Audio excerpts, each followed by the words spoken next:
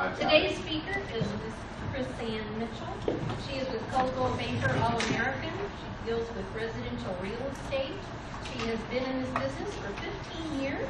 She is married to Ron, and they have one daughter, Katie, also known as the Girl on Facebook. She has multiple pets. She has a dog named Charlie and cats named Stripe and .com. She enjoys reading, quilting, and traveling. She's lived in Raymore for 8 years. Her burning desire is to see Machu Picchu. Something no one here knows about her. She was fluent in German when she was 2. Her key to success, living by her core values and helping people achieve their real estate goals with interest.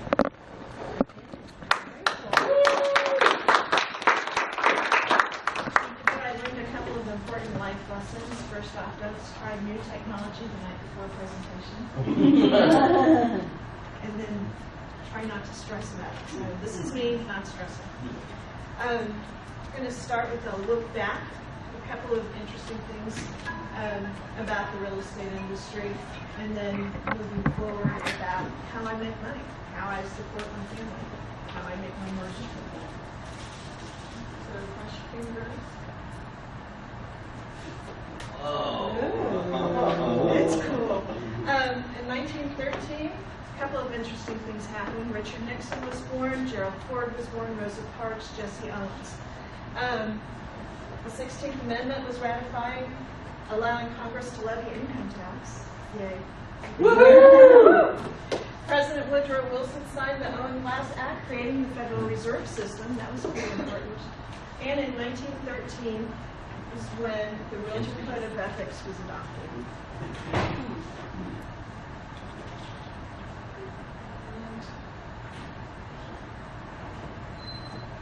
This is the preamble for the Realtor Code of Ethics, and the part that always strikes me is the very first sentence, under all is the land.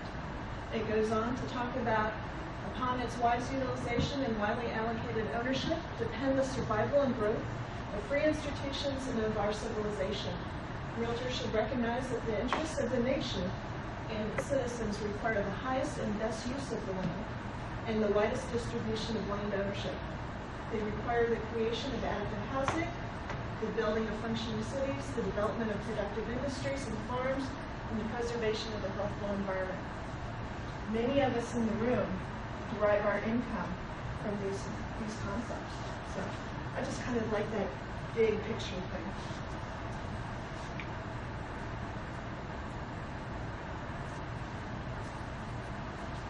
For my personal business, there are 3 types of referrals that I derive income from. Selling a house, buying a house, and referring people to another part of the world. Referring a buyer or seller or relocating employee to another realtor.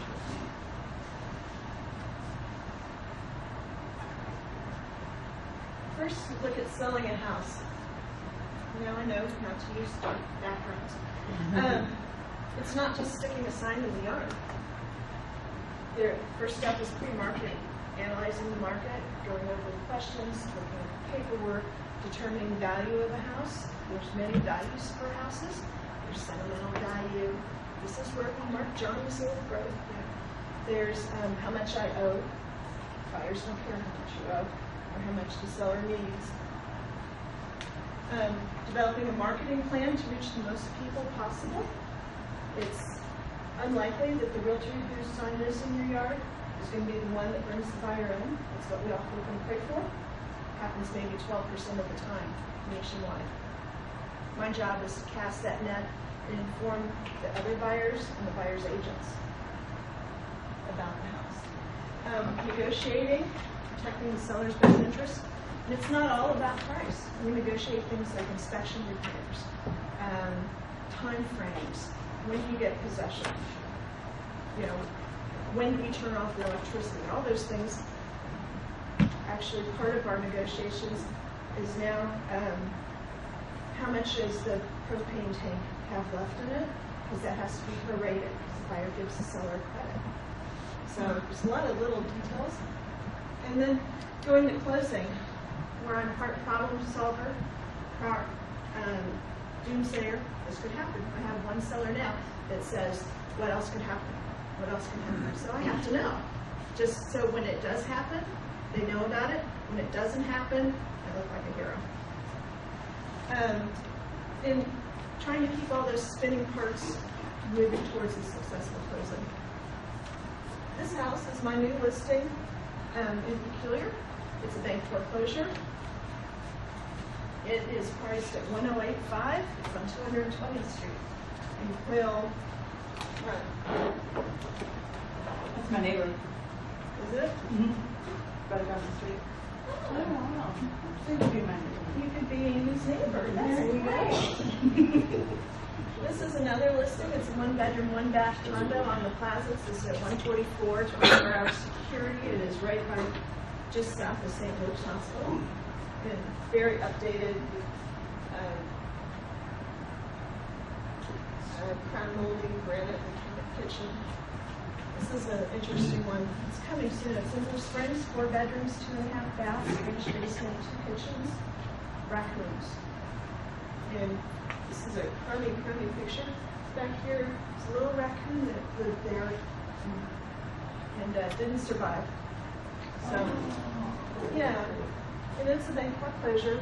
So in bank foreclosures, it's kind of hard to see. Pink kitchen. A lot of people make interesting choices.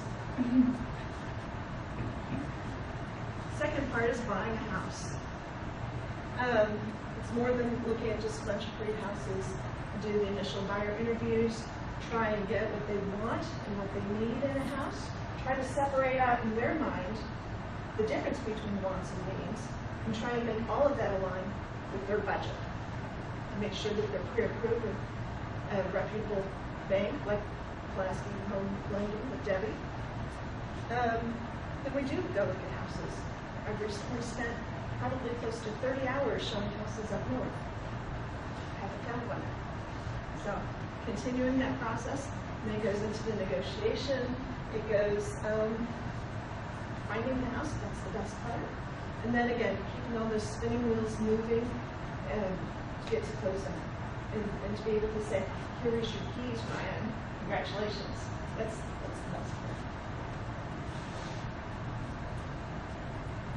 Part of the education is going through the process and sequence of buying a house in Kansas City. Real estate in Kansas City market is very different than either coast. Here we don't have attorney review periods. In New York and California, contracts are all agreed to, and then we send them out to the attorney. And then the attorneys mark them all up and change things and send them back. And somehow we make it to prison here. We have escrow companies, title companies like Terra and First United. So I try, a big part of it is education.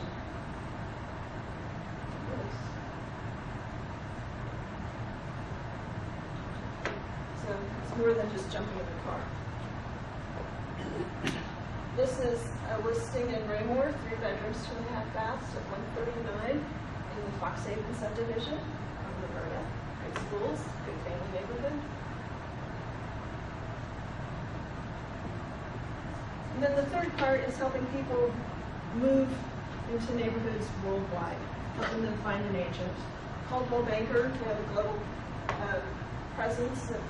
We're in 50 countries and with 3,100 offices. And over 100 years providing real estate services. And in 2012, we had $178 billion closed. So, you know. So, if you know anyone that wants to move to McKinley, Texas, this is a HUD foreclosure. 320,000, 4,200 square feet, built in 2002, 4 bedrooms, 3.5 baths. Nice house. So, I could introduce you to an agent in McKinley, Texas, that can help you through the buying process there.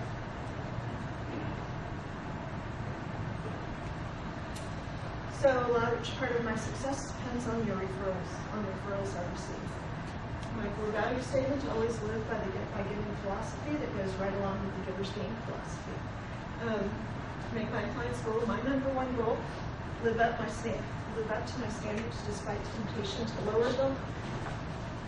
be willing to work towards a common good and do as I say I'll do, sometimes more, just never less. So, thank you very much.